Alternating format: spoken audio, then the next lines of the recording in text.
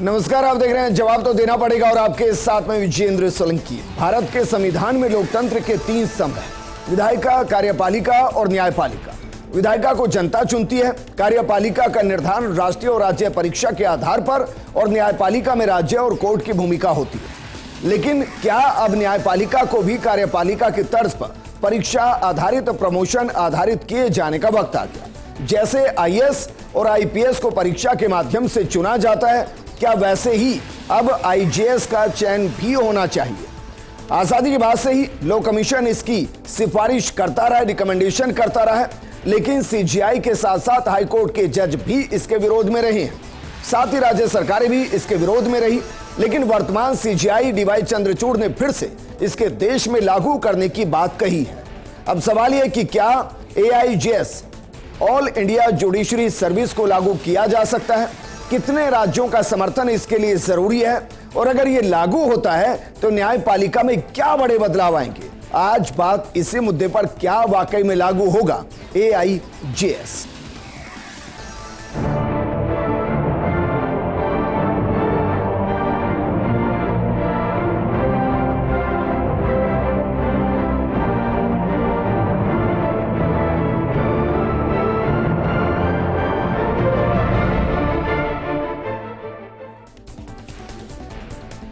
एआईजेएस क्या वाकई में देश की जरूरत है, वक्त की जरूरत है? न्यायपालिका को और ज्यादा सुदृढ़ करने की दिशा में बढ़ता हुआ कदम है, या फिर आजादी के बाद से अभी तक इसका लागू ना होना ही जुडिशरी सिस्टम को मजबूत करता है?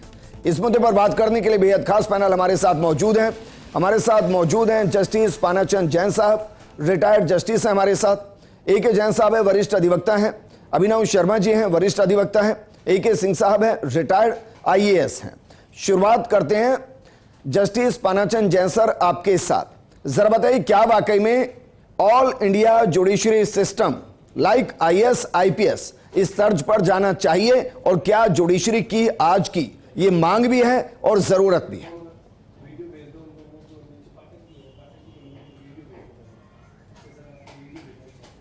देखिएगा, ये होना चाहिए, इसमें कोई शक नहीं है। देश में एकरूपता, समरसता और एकता के लिए और अखंडता के लिए ये जुडिशियल सर्विस आवश्यक है।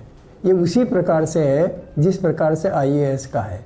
जब आईएएस का हो सकता है तो जुडिशरी का क्यों नहीं हो सकता? एक रूपता जरूरी है। आज डिफरेंट हाई कोर्ट्स के डिफरेंट निर्णय आते हैं, वहाँ के कल्चर के हिसाब से प्रभावित होते हैं, दूसरी चीज़ें होती हैं, एक दूसरे को समझ नहीं पाते हैं, तो ये आवश्यक है। और जो मैं ऐसा समझता हूँ कि जो मुख्य न्यायाधीश, सर्वोच्च न्यायालय के मुख्य न्यायाधीश ने जो बात कही है अभी कुछ दिनों पहले कि ये होना चाहिए, मैं उसका समर्थन करता हूँ। सर, तो लॉ कमीशन तो शुरुआत से ही इसकी रिकमेंडेशन देता आया, तो आज तक इसको लागू क्यों नहीं किया गया? ऐसी क्या अड़चन है कि आजादी के इतने वक्त बाद भी हम इस तरफ बढ़ नहीं पाए? देखिएगा, ये तो इस देश का दुर्भाग्य ये है कि जो चीज़ जिस समय होनी चाहिए वो हो नहीं रहा। सारा कॉन्स्टिट्यूशन को देख लो, कॉन्स्टिट्यूशन ने कहा कि 10 साल के बाद जो है एजुकेशन जो है, सेकेंडरी एजुकेशन जो है निःशुल्क और फ्री होगी। तो क्या ये हुआ? नहीं हुआ। सुप्रीम कोर्ट ने यह संविधान में कहा गया कि 10 साल तक जो है ये पॉलिटिकल रिजर्वेशन इलेक्शन के लिए 10 साल के लिए होंगे और उसके बाद ये समाप्त हो जाएंगे। क्या ये किया गया? कई ऐसे इंस्टांसेस मिलेंगे कि जहाँ पर जो है सुप्रीम कोर्ट ने डायरेक्शन दी, जैसे यूनिफॉर्म सिविल कोड ही ले लीजिए, तो क्या लागू किया गया? कोर्ट में संबल नहीं है, सरकार में संबल नहीं है, सरकार में ताकत नहीं है कि इसको करा सकें। कराना चाहिए, क्यों नहीं कराती?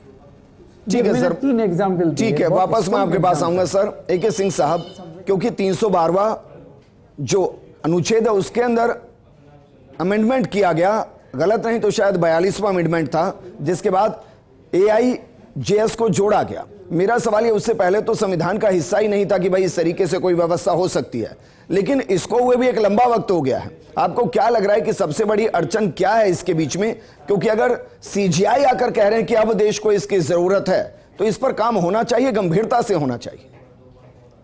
जी, जहाँ तक मुझे जानकारी है, इसमें सबसे बड़ी अड़चन आज तक जो रही है वो जुडिशरी की तरफ से ही रही है। जो हायर जुडिशरी है, सुप्रीम कोर्ट जो है और कोलेजियम सिस्टम वगैरह जो है, तो उनका मानना ये है कि इससे उसमें इंटरफेरेंस होगा, और सबसे बड़ा जो है इसके बारे में रास्ते में जो ऑब्स्टेकल आज तक रहा है वो जुडिशरी ही रही है। जी, तो अब जुडिशरी के तो टॉप में जो बैठे हैं सीजीआई, वो कह रहे हैं कि होना चाहिए, तो अब हो जाएगा। जी, इसमें एक और अपने को माइलस्टोन क्रॉस करना पड़ेगा, क्योंकि ये इसमें स्टेट सब्जेक्ट भी आता है जी। तो 2/3 चूँकि पार्लियामेंट ने तो ऑलरेडी से पास कर रखा है, तो 2/3 स्टेट्स जो हैं उनसे भी इनको अप्रूव कराना पड़ेगा। और जो आज की मतलब कि वर्तमान स्थिति है, जिस प्रकार से स्टेट्स में जो गवर्नमेंट्स बनी हुई हैं, मुझे नहीं लगता कि 2/3 स्टेट से अप्रूवल कराने में कोई दिक्कत आनी चाहिए इसमें जी। तो मुझे तो लग रहा है कि निकट भविष्य में ये हो जाना चाहिए। ठीक है, AK जैन साहब, इतिहास ये बताता है कि शायद 6 या 7 ही स्टेट ऐसे रहे जिन्होंने कभी AIJS का समर्थन किया, और उनमें से 3 स्टेट बाद में विड्रॉ कर गए थे, हरियाणा, बिहार और राजस्थान। शायद ये 3 स्टेट थे जो बाद तक बने रहे। ऐसे में क्या वाकई में पूरे देश के अंदर जो राज्य हैं उनमें से ये समर्थन ले पाना कि AIJS को लागू किया जाए, आपको लग रहा है वाकई में आसान होगा? और इसमें सरकारों की अड़चनें क्या है? दुनिया के किसी भी विकसित देश में इस तरह की ऑल इंडिया जुडिशल सर्विसेज के प्रावधान नहीं है, या ऑल कंट्री जुडिशल सर्विसेज के प्रावधान नहीं है। हमारे पड़ोस में सिर्फ एक देश है जहां इस तरह के नेशनल जुडिशल सर्विसेज का प्रावधान है, और वो देश है बांग्लादेश। और बांग्लादेश में इसका जो आफ्टर इफेक्ट भुगतना पड़ा, वो देख रहे हैं कि वहाँ की न्यायपालिका स्वतंत्र नहीं रहने के स्थान पर सरकार का एक अंग बनकर रह गई है, और जिसका ताज़ा परिणाम हमने देखा है। जुडिशल सर्विसेज उस दृष्टि से नौकरी नहीं है जिस दृष्टि से अलग प्रशासनिक सेवाएं हैं जो केंद्र का या राज्य सरकार का भाग होती हैं। न्यायिक सेवा या न्यायपालिका सरकार के ऊपर एक क्लॉक है, चेक है, और इसको सरकार का भाग बनाने से हमेशा रोकने का हमारे संविधान निर्माताओं की इच्छा थी, और इसीलिए जुडिशरी को एक इंडिपेंडेंट कॉन्स्टिट्यूशनल स्टेटस दिया गया। तो सर, हर बार लो कमीशन इसकी रिकमेंडेशन क्यों करता है? और ये जो आप बता रहे हैं, ये तो CGI को भी पता होगा, नहीं पता होगा? देखिए, CGI को पता होगा, पर CGI का अपना विचार है, और CGI के विचार में ऑल इंडिया जुडिशल सर्विसेज का क्या रूप है ये उन्होंने भी विस्तृत खुलकर नहीं बताया।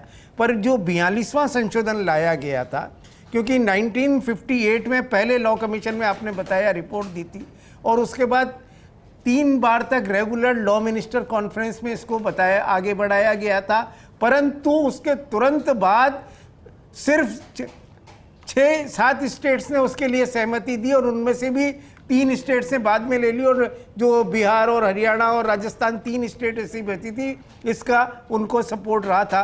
क्योंकि इसमें सबसे बड़ा जो हर्डल है ये है कि जो प्रपोजल है उसमें क्या डिस्ट्रिक्ट जज लेवल के ऑफिसर से ऑल इंडिया जुडिशल सर्विस से 312 में जो अमेंडमेंट किया गया वो क्या, और उसका जो लॉन्ग टर्म पर्पज ये था कि अल्टीमेटली हाई कोर्ट जजेज और सुप्रीम कोर्ट जजेज सभी के सभी उस सेवा से बन के जाए, और न्यायपालिका उस तरीके से होके रह जाए जैसे IAS है, IPS है, ब्यूरोक्रेट, जो कि केंद्र सर जैसे मतलब आप ये मानते हैं कि IAS और IPS बेहतरीन काम नहीं कर रहे हैं, आप ये कह रहे हैं? प्रश्न ये है कि न्यायपालिका का काम और प्रशासन का काम बिल्कुल अलग धरातलों पर है। वो कार्य सरकार के लिए करते हैं, न्यायपालिका का कार्य सरकार पर चेक रखने का है। इसलिए न्यायपालिका कभी भी सरकार का भाग अगर होगी तो न्यायपालिका इंडिपेंडेंट नहीं रहेगी, और इसीलिए बांग्लादेश जैसे कंट्री को छोड़कर दुनिया के किसी देश में जहाँ भी प्रजातंत्र है, जहाँ भी जो बड़े विकसित देश हैं, चाहे अमेरिका हो चाहे ब्रिटेन हो, जहाँ पर ब्रिटेन में तो जबकि ऐसे सॉवरेनिटी का सिस्टम भी नहीं जुडिशरी का, और ये फ्रांस, तो कहीं भी इस तरह की सेवाओं का प्रावधान नहीं है जी। तो इसलिए निश्चित रूप से, और 42nd अमेंडमेंट क्यों लाया गया था ये सब जानते हैं कि उस टाइम जैसे तैसे करके कमिटेड जुडिशरी का कंसेप्ट चला था कि जुडिशरी कमिटेड होनी चाहिए, जुडिशरी हर डल है इसमें, जो हम प्रोग्रेस करना चाहते हैं, इंदिरा गांधी जो प्रोग्रेस करना चाह रही हैं उसमें हर डल है जुडिशरी, और उसके लिए और उस टाइम के सभी दलों ने, जो बाद में इमरजेंसी के बाद जो दल अब जो सत्ता में बैठे हैं, सबने इसका विरोध किया था। तो निश्चित रूप से जो कमिटेड जुडिशरी नहीं चाहते हैं वो कहीं ना कहीं ऑल इंडिया जुडिशियल सर्विसेज के जो फॉर्मेट 1942 अमेंडमेंट में आया था उससे सहमत ठीक नहीं है अभिनव शर्मा जी, क्योंकि जो सबसे बड़ा हर्डल है वो कहा जा रहा है कि भाई राज्यों की सहमति। अब राज्यों की सहमति अपने आप एक अलग विषय है। क्या वाकई में अगर इसको लागू करना है देश के अंदर तो पहले एक और संशोधन करना पड़ेगा जिसमें राज्यों की सहमति को बाईपास किया जाए, और क्या यह संभव है? नहीं, ये संभव नहीं है विजेंद्र। देखिए, ऐसा नहीं हो सकता कि ये कॉन्स्टिट्यूशन की जो मूल भावना है, उसकी जो ट्रू स्पिरिट है, जिससे चेक एंड बैलेंस संविधान में बनाया गया है, उससे छेड़छाड़ का विषय हो जाएगा। और मैं ये नहीं समझता कि केंद्र की सरकार इस प्रकार का कोई भी कदम उठाएगी जो वो ये चाहे कि राज्यों की संप्रभुता जो है इस डेमोक्रेटिक सिस्टम में, इस फेडरल सिस्टम में, वो छिन्न भिन्न हो। ऐसा कभी भी केंद्र सरकार की मंशा नहीं थी, नहीं है, और संभवतः होगी भी नहीं। प्रश्न यहाँ पर आपका ये है कि ये ऑल इंडिया जुडिशियल सर्विसेज जो है वो किस तरह, अब आप इसका एक दूसरा परिप्रेक्ष्य देखिए विजेंद्र, सर्विसेज आनी चाहिए, नहीं आनी चाहिए, इसका परिणाम क्या होगा या ये क्यों बात उठ रही है वो भी आप समझने की चेष्टा कीजिए। हम देश के अंदर एक लिटिगेशन के बोझ में उलझे हुए हैं। पूरी जुडिशरी इस वक्त जैसे कहते हैं ना, crumbling down under the pressure of जो लिटिगेशंस है, और लोअर जुडिशरी में ये बिल्कुल अब उस तरीके की बात है जैसे आप ट्रैफिक जाम में फंस जाएं, एक गाड़ी जरा सी सरके तो आदमी देखता है इधर सरका लूं या उधर सरका लूं, ऐसे नहीं तो वैसे, वैसे नहीं तो वैसे, कहीं निकल जाऊं। उसे पता है वो फंसा हुआ है, वो कहीं नहीं निकल सकता, तो वो दाएं बाएं घूम करके मन को तसल्ली दे देता है कि शायद उसने कुछ प्रयास किया और ट्रैफिक के लंबे जाम में उसने कुछ निजात पाली, 2 कदम टायर को इधर या उधर घुमा के। AIJS जैसे एग्जामिनेशन की परीक्षा कोई परिणाम रिजल्ट लेकर के आए ऐसा प्रतीत नहीं होता। उसका एक सॉलिड रीजन मैं आपको देता हूं। हालांकि चीफ जस्टिस साहब ने कहा कि रीजनलिज्म को खत्म करना चाहिए, लोकल एग्जामिनेशन होते हैं, तमिलनाडु अपना एग्जाम करा रहा है, कर्नाटक अपना करा रहे हैं, राजस्थान हाईकोर्ट अपना एग्जाम करा रही है। हमारे यहाँ लोअर जुडिशरी को लोकल लॉज को लागू करना पड़ता है, स्थानीय कानून को। हमारे देश में एक जमीन को नापने का, सिंगल मेजरमेंट करने का आंकड़ा ही अलग है। कहीं पे वो मुरब्बा होती है, 1 मुरब्बा जमीन, अगर आप उत्तराखंड में चले जाएं तो वो 1 नाली जमीन होती है, और राजस्थान में आ जाए तो वो 1 एकड़ होती है या 1 बीघा होती है, कहीं पर 1 एयर जमीन होती है। तो जब जमीन को नापने का सिस्टम आपका पूरे देश में एक नहीं है, आप चाहते हैं कि हम उस धरातल पे पूरी जुडिशरी को इंटीग्रेटेडली जोड़ दें। जो उत्तराखंड में आज दिन तक 1 नाली जमीन कर बेचना और लेने का हिसाब करता आया है, वो जज, वो किसी एक परिवार से आने वाला बच्चा, वो यहाँ राजस्थान में आ जाए और उसको कहेंगे एक आप एकड़ के अंदर बात करें, या बिहार में चला जाएगा तो हिसाब से तो भाई स्टेट के लॉज भी अलग होते हैं, कानून भी अलग होते हैं, कलेक्टर्स के भी काम अलग होते हैं। अब जो आप एकड़, बीघा, नाली बता रहे हैं, ये तो कलेक्टर को भी करने होते हैं ना, तहसीलदार को भी करने होते हैं, करने ही पड़ते हैं। तो जब IAS IPS कर सकते हैं, आज का एग्जाम कौन सा बंद है विजेंद्र, ये बताएं ना। ऐसा किसी ने कहा क्या कि राजस्थान के अंदर छत्तीसगढ़ या उत्तराखंड का बच्चा आके एग्जाम नहीं दे सकता? किसी ने रोक रखा है? या यहाँ के बच्चे तमिलनाडु जाके एग्जाम नहीं देकर के आते? दे रहे हैं ना भाई, ओपन टू ऑल है, ओपन टू ऑल है। एक ही एग्जाम क्यों नहीं सबके लिए? आप करा स्टेट वाइज, देखिए एक ही एग्जाम करा दीजिए। मैं तो कहता हूं हाई कोर्ट्स के लिए भी एग्जाम करा दीजिए, सुप्रीम कोर्ट के लिए भी एग्जाम करा दीजिए। अगर सिस्टम यूनिफॉर्म रखना है तो फिर सारे देश के लिए करा दीजिए। लेकिन ये चीजें ऐसा है, एक सिस्टम डेवलप किया गया संविधान बनाने वालों के द्वारा और एक संविधान सभा के द्वारा, एक सोच समझ करके कानून को बनाने से पहले कि इस देश को कैसे चलाना है, ये इंडिपेंडेंस जुडिशरी की विजडम पर छोड़ दी गई। नहीं, लेकिन संविधान का ही तो हिस्सा है ना अभिनव जी। संविधान का संशोधन हुआ, देखिए भाई उस संशोधन के बाद अभी जैन साहब ने AIJS की अवधारणा आई ना, जैन साहब ने उस अवधारणा का कारण बताया, और अजय कुमार जैन साहब ने उस अवधारणा कारण बिल्कुल खुलासे के साथ बताया, और यह भी बताया कि कौन सी पार्टियां विरोध में थी। देखना पड़ेगा अपने आप को इंट्रोस्पेक्शन करना पड़ेगा सरकारों को। ऐसा नहीं हो कि किसी के कहने सुनने और एक आइडियलिस्टिक पिक्चर के रूप में अचानक से ऐसी जगह कूद जाए जहां चारों तरफ आग लगी हुई हो और बाहर निकलने का उस चक्रव्यूह से रास्ता ना मिले। AK सिंह साहब, क्योंकि ब्यूरोक्रेसी को लेकर सवाल खड़े होते हैं, क्या आप चाहते हैं कि जुडिशरी को लेकर भी वो सवाल सीधे तौर पर खड़े होने लगे मैं कि भाई आपके सवाल में एक चीज जोड़ना चाहता हूं। आप सिंह AK जैन साहब से भी पूछिएगा और आपके पैनलिस्ट से भी पूछिएगा, क्योंकि वो ICS सिविल सर्विसेज से आते हैं। देश में आजादी से पहले सुप्रीम कोर्ट तक के जजेस ICS को करते थे, इंडियन सिविल सर्वेंट्स जजेस होते थे, और ये माना जाता था कि वो बहुत बिल्कुल संशोधित लोग हैं। तो क्यों नहीं आप IAS या जो एग्जाम करा रहे हैं अलाइड सर्विसेज का, उसी में जुडिशरी को जोड़ दीजिए ना जी। एक यूनिफाइड कंबाइंड एग्जामिनेशन हो जाएगा, जिससे आप ब्यूरोक्रेट बनना है ब्यूरोक्रेट बन जाएगा, IPS बनना IPS बन जाएगा, IRS बनना है IRS बन एग्जाम हो, एक एग्जाम के हिसाब से जिसको IAS बना IAS बने, IGS बना IGS बने, IPS बना IPS बने, तो अलग से परीक्षा ना हो। ये अब आप पूछिए पैनलिस्ट से इस बारे में क्या विचार है। वो तो सिविल सर्वेंट है। हमारे कलीग्स ने 2-3 मुद्दे उठाए हैं। एक मुद्दा ये उठाया गया है कि इंडिपेंडेंस ऑफ जुडिशरी खत्म हो जाएगी जी।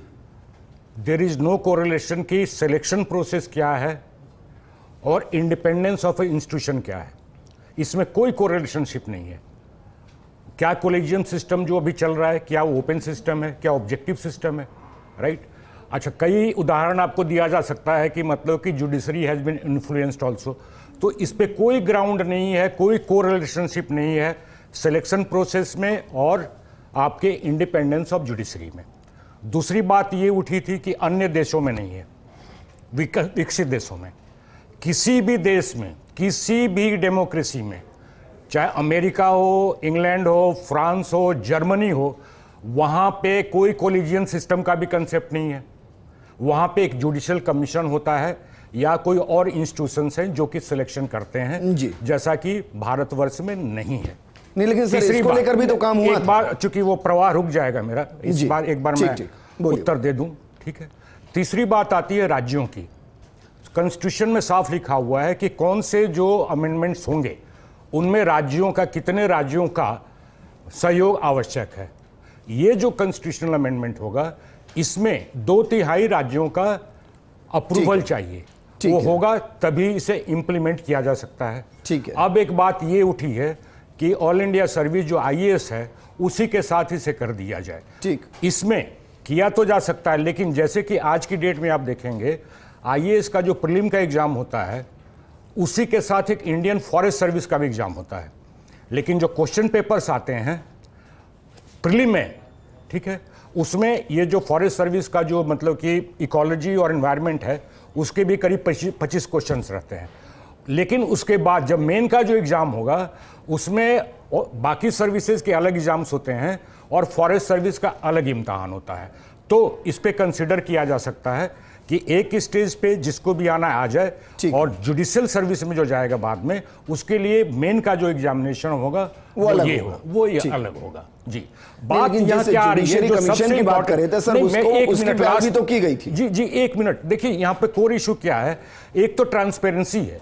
आज की डेट में अगर आप देखेंगे तो अगर आप क्लर्क, सरकार में अगर क्लर्क को भी नौकरी देनी होती है तो साहब देयर इज अ मतलब कि ऑब्जेक्टिव ट्रांसपेरेंट प्रोसेस, जो कि आज की डेट में हाई कोर्ट के जजेस और सुप्रीम कोर्ट के जजेस के अपॉइंटमेंट्स में नहीं है। नंबर साहब, मैं देखिए AK सिंह साहब, इस पे मैं माफी चाहूंगा क्योंकि जितनी ज्यादा परीक्षाओं के अंदर घोटाले हो रहे हैं और अभी एक IAS को जिस तरीके से प्रमाण पत्र बनाकर कर दिया गया और मीडिया में उठा, उसके बाद उसको निलंबित किया गया, उसके उस पूरे प्रोसेस को सस्पेंड किया गया, ऐसा नहीं है सर, एक्सेप्शन ऐसा नहीं है कि पूरे तरीके से शीशे की तरह साफ है। 40 साल में 1 या 2 केसेज एक्सेस और पकड़ाए गए हैं, ऐसा भी है, तो ये एक्सेप्शन है, रूल नहीं है।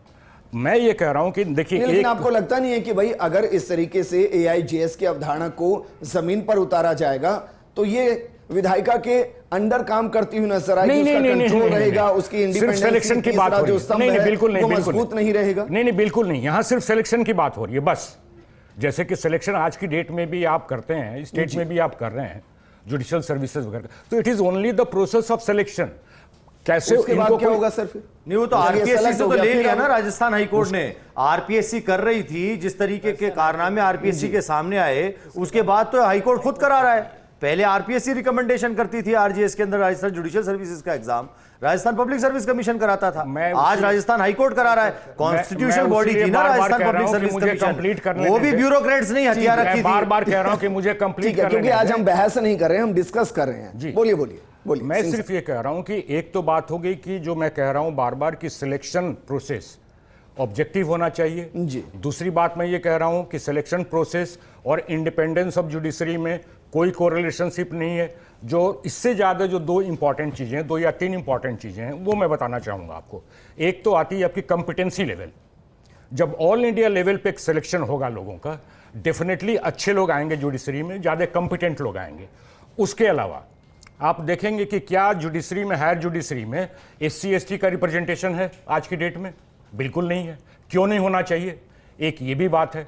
तीसरी बात एक और बताना चाहूँगा मैं आपको कि जुडिशरी, ये जो हायर जुडिशियल ऑफिसर्स हैं, जजेज हैं, इनसे आप RTI या कहीं से मांग लीजिए कि इनकी प्रॉपर्टी रिटर्न मांग लीजिए, आपको नहीं मिलेगी, कभी नहीं मिलेगी, ये देंगे भी नहीं आपको। तो ये सारी जब चीजें होंगी तो सिस्टम में काफी इंप्रूवमेंट होगा। कमी तो कोई नहीं, जुडिशरी में भी पारदर्शिता आएगी। बिल्कुल आएगी। ठीक है, पानाचंद जैन साहब हमारे साथ है। पानाचंद जी, क्या हम कहें कि इस पर अभी जो बहस हो रही है वो थोड़ी जल्दबाजी में हो रही है? पहले ये स्वीकार होना चाहिए देश को कि हाँ AIGS लागू कर रहे हैं, उसके बाद इसका पूरा प्रोसेस क्या रहेगा, जब वो प्रोसेस सामने आए तो फिर उस पर बहस होनी चाहिए। एक है जैन साहब, क्या हम ये कहें कि भाई पहले इसको स्वीकार करें, फिर इसका जो प्रोसेस हो उस प्रोसेस के सामने आने के बाद बहस करें कि इसमें ये होना चाहिए, ये नहीं होना चाहिए? देखिए, अभिनव जी ने एक बहुत अच्छी बात अभी कही कि आज़ादी से पहले तक ICS ऑफिसर्स जो थे, जब IAS को ICS कहा जाता था, वो डिस्ट्रिक्ट जज एंड हाईकोर्ट जजेज हुआ करते थे। बिल्कुल। राजस्थान के पहले चीफ जस्टिस एक ICS ऑफिसर थे। प्रश्न है, संविधान निर्माताओं को इस व्यवस्था को बंद करने की जरूरत क्यों पड़ी? क्या आप कह सकते हैं कि आज़ादी से पहले हिंदुस्तान की न्यायपालिका स्वतंत्रता से कार्य कर रही थी? एक निश्चित आवश्यकता थी एक स्वतंत्र न्यायपालिका बनाने की, जो प्रशासन है अदर का उनके क्लचेस से मुक्त हो। आप इसीलिए बात चली, राजस्थान में भी जो राजस्थान जुडिशियल सर्विसेज के एग्जाम्स हैं वो इसीलिए RPSC से लेने पड़े कि वहाँ पर इंडिपेंडेंटली वर्क नहीं हो रहा था, और राजस्थान हाई कोर्ट को और भी कई राज्यों में हाई कोर्ट्स को ये संचालन करना पड़ रहा है। तो ये जो भर्ती की प्रक्रिया है, जब प्रशासन के हाथ में रहती है, उस पर तो क्वेश्चन मार्क ऐसे ही लग गया है। अब ये कह रहे हैं कि IAS और IPS की जो भर्ती परीक्षाएं इस वक्त हो रही हैं वो क्वेश्चनेबल है। क्वेश्चनेबल नहीं, they are under the control of government. वहां पर लॉयल्टी सरकार के प्रति है, संविधान के प्रति नहीं है। संविधान के, कृपया करके बीच में न बोले, संविधान के प्रति नहीं है, वो प्रशासन के प्रति है। उनकी नियुक्ति, सिलेक्शन सब प्रशासनिक अधिकारी कर रहे हैं जो सरकार के नुमाइंदे। कॉलेजियम सिस्टम से पहले भी न्यायपालिका में भी जो पॉलिटिकल रोग थे उनका सारा का सारा योग होता था, और सिर्फ चीफ जस्टिस की एक रिकमेंडेशंस होती थी, बाकी सरकार नियुक्त करती थी। अब मैं एक उदाहरण दूंगा। आप ये कह रहे हैं कि भाई IAS और IPS के जो अभी सिलेक्शन हो रहे हैं वो अंडर सरकार कंट्रोल है। IAS और IPS अंडर गवर्नमेंट कंट्रोल है, क्योंकि उनकी शुरू से ही भर्ती प्रक्रिया से लेकर सारी की सारी प्रक्रिया सरकार के हाथ में है, जिसे हम इंडिपेंडेंट नहीं कह सकते हैं। पानाचंद जैन जी, क्या वाकई में आपको लग रहा है कि अगर AIGS को लागू कर दिया गया तो जैसे ब्यूरोक्रेसी को लेकर सवाल खड़े होते हैं, ऐसे ही जुडिशरी को लेकर भी सवाल खड़े होंगे और judiciary behave like a bureaucrat?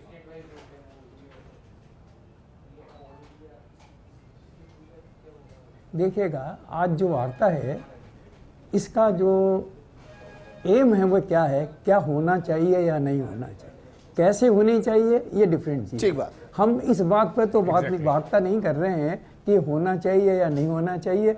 हमारी वार्ता इस बात पर केंद्रित, ऐसा होगा तो ऐसा होगा, ऐसा होगा तो ऐसा होगा, ये सही नहीं है। ठीक, हमें पहले निश्चित रूप से इस बात को करना चाहिए। अगर ये बात तय हो जाती है कि जुडिशियल सर्विस एक रूप नहीं होनी चाहिए, जब सवेरे सारे कानून हमारे एक हैं, सब बातें एक हैं, तो क्यों ना हो? देश एक है, भाषा एक है, सारी बातें हैं, तो क्यों नहीं हो सकते?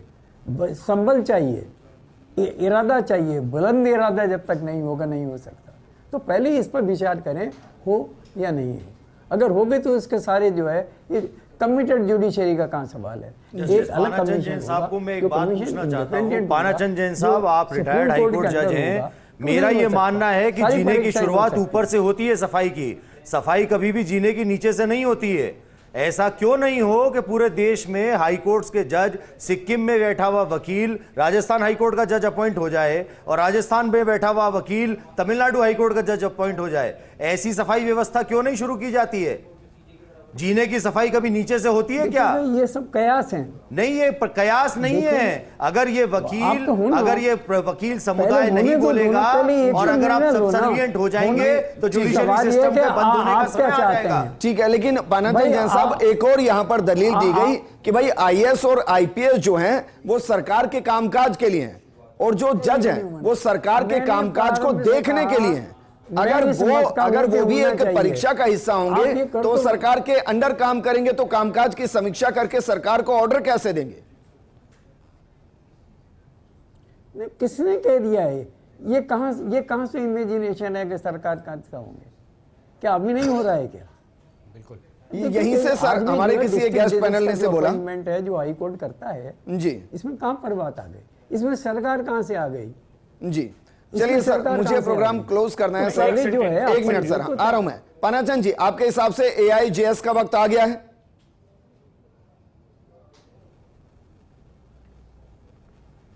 बिल्कुल आ गया, होना चाहिए, ये बहुत पहले होना चाहिए था और होना चाहिए। ठीक है अभिनव जी, सिर्फ यही कि भाई होना चाहिए या नहीं होना चाहिए? हम सब एक हैं, ठीक, एक तम अभिनव जी। बोलेंगे, एक स्वर से बोलेंगे। ये सरकार की मंशा होगी तो ये होकर के रहेगा, लेकिन चुनौतीपूर्ण होगा। ठीक है, AK जैन साहब। AIJS न्यायपालिका की स्वतंत्रता पर हमला है और साथ ही हाई कोर्ट के अधिकारों को सीमित करने के समान होगा और इसके दूरगामी परिणाम अत्यंत घातक होंगे। AK सिंह साहब, एक सेंटेंस बस। बोलिए। ये जो बात हो रही है सिलेक्शन की, सिलेक्शन में सरकार का इंटरफेरेंस हो जाएगा, let the supreme court hold the examination, all India examination, उसमें क्या दिक्कत है? चलिए, शुक्रिया हमारे साथ जुड़ने के लिए पानाचंद जी, AK जैन साहब, AK सिंह साहब और अभिनव जी, आपका भी शुक्रिया। आज हमने चर्चा इसलिए की क्योंकि इस मुद्दे पर लगातार बातचीत होती है, लेकिन AIJS का होना और ना होना ये देश के जुडिशरी सिस्टम के लिए कितना फायदेमंद और कितना नुकसानदायक, हमने सबसे बेहतरीन वक्ताओं के साथ आपको समझाने की कोशिश की। हालांकि अभी भी हम कह रहे हैं इनिशियल स्टेज में है, जिसको लेकर सिर्फ धारणाएं बनाई जा रही हैं। अगर लागू होगा तो बाकायदा इसको लेकर नियम बनेंगे कि किस तरीके से लागू किया जाएगा। उन नियम के ऊपर अलग से बहस हो सकती है। इस प्रोग्राम में फिलहाल इतना ही। नमस्कार।